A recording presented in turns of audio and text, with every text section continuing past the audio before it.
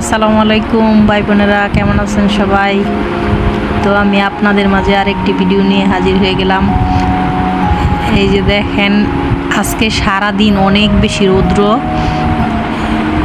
অনেক বেশি তাপ এবং গরম গেছে। এখন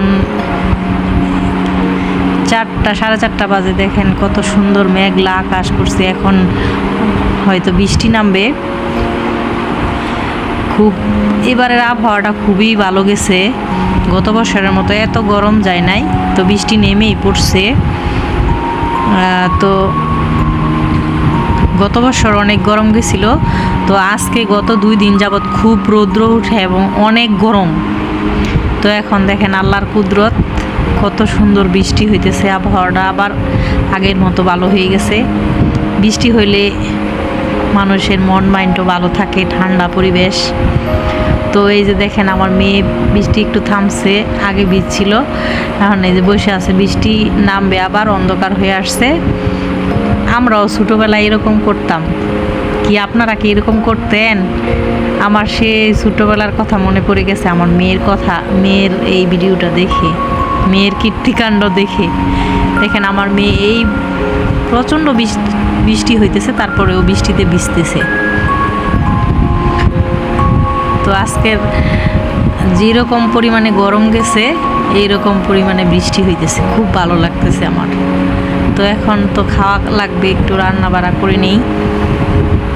তো আমার ছেলে মুরগি আনছিল, এভাবে এই রাতে ফ্রিজে ঢুকাই দিছিলাম। তো এই যে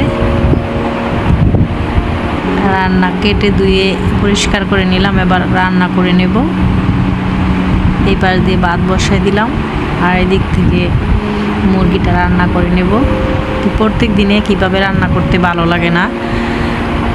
এখন আগে তেলের মধ্যে আলু আর মাংসগুলো দিয়ে দিলাম, একটু নেড়ে চেড়ে তেলের মধ্যে লবণ আর হলুদ দিয়ে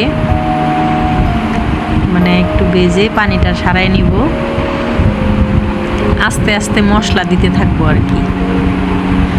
প্রত্যেক দিনে একভাবে রান্না করতে ভালো লাগে না। তো আজকে মশলা না কষায় আগে মাংস দিয়ে দিলাম। তো একটু নুন হলুদ দিয়ে আমি মেখে নিলাম, মানে ভাজা নিতেছি। তারপর থেতু করা পেঁয়াজ রসুন দিয়ে দিলাম। এই অল্প অল্প করে মশলাগুলো দেব, আর আমি রান্না করে নেব।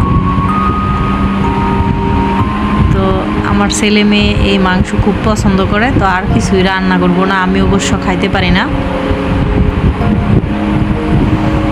এখন জিরার গুঁড়া দিয়ে দিলাম, ধনিয়ার গুঁড়া দিয়ে দিলাম।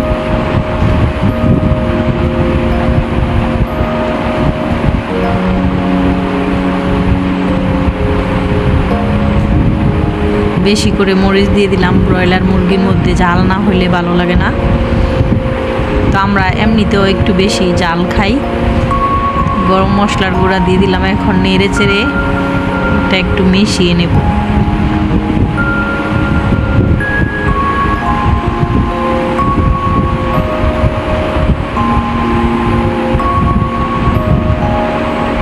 আদা দিতে মনে ছিল না, একটু আদাও দিয়ে দিলাম। তো একটু পানি দিয়ে এখন রান্না করে নিব। তো এই যে আমার তরকারি হয়ে গেছে। তো আজকের ভিডিওটা এই পর্যন্ত।